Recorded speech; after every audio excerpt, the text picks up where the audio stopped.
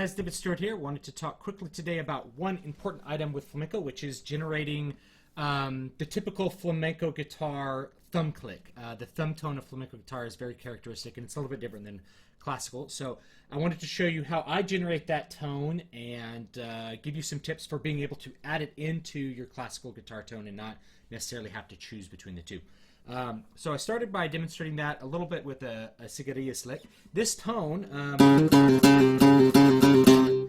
you're going to notice a little bit more when you are using a capo to shorten the length of the strings. That will make some of those mid-range frequencies really pop out when you're playing flamenco, but it's also characteristic down here in the first position. I'm going to go ahead, I'm going to point this camera down a little bit so you can see my right hand a little better, and I'm also going to turn on my other super close-up right hand camera so you can, hopefully I can really get in close here with the right hand and show you what I'm doing. For a typical guitar tone, a typical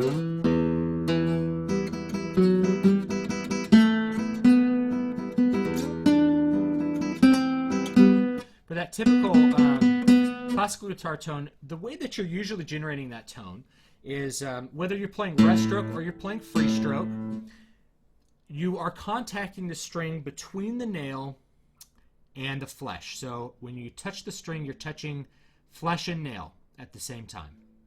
Flesh and nail. Hopefully you can see that. Let me get in really close at the right hand cam. Flesh and nail. Now I'm turning it this way. You wouldn't normally play this way with like a Bartok Pitts. But you're going to be usually contacting where the thumb and the flesh, or the nail and the flesh meet on the thumb. And that produces a nice, clean sound. For flamenco, we want a raspy, clicky sound.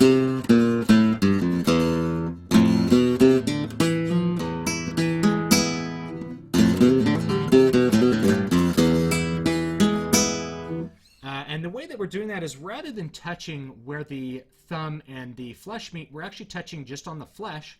We're powering through and we're letting the string hit or we're letting the nail hit the string on the follow through. So I'm touching here. I'm touching right here where the flesh is, and then we're pushing over the nail. And the nail is providing that extra rasp, that extra click. So there's actually two sounds going on. There's the sound of the string being pulled across the flesh, and then the sound of the nail hitting the string. Versus a nice clean tone. So that's the main way that you're going to generate it. What's going to make it easy to switch between a good classical guitar tone and a flamenco guitar click, normal tone, is a nail shape like mine. So hopefully you can see mine up here.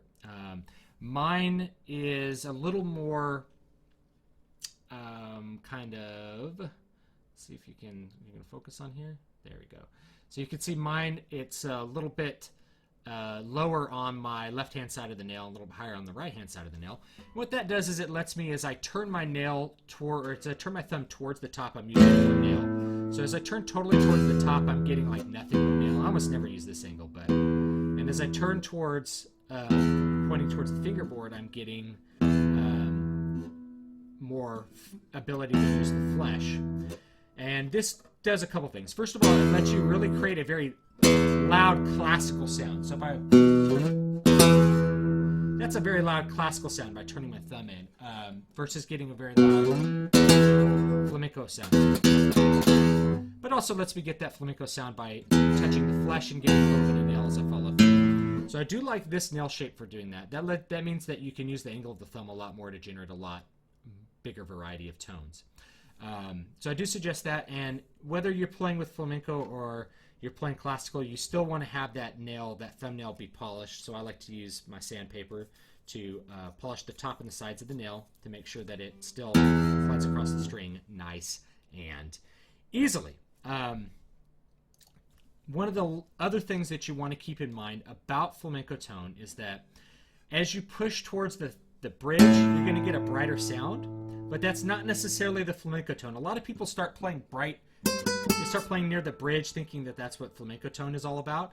Flamenco tone uses a lot of mid-range as well, so I like to think of most of my stuff happening a little bit behind the sound hole. If you feel like the strings are too loose right behind the sound hole, you can move a little bit closer. But if you start playing everything Ponticello, it doesn't necessarily have quite as big a sound as playing close to the sound hole. So the sound hole is still going to give you a little bit more mid-range punch. So don't start thinking that you can just play close to the bridge and get that tone. It has to be from the flesh. Okay. So again, one last thing: you're touching on the flesh, not the nail. You should be able to practice switching between the two. If you're having trouble with thumb falsettos, go slower and again practice for the click. The real trick is really just to go slow. This sort of thumb sound you're going to hear most often in things like Solearis, Bullerius, and Sigarius. And that's because these are the more traditional, the traditional forms. Not that the other ones aren't traditional, but the flamenco 12-beat forms are going to have a little bit more. More often you're going to hear thumb falsettos, I feel like, than in the other ones. Not that you won't hear them in tangos or something like that. But there's such a characteristic sound in especially in Solearis, where just like the regular sound.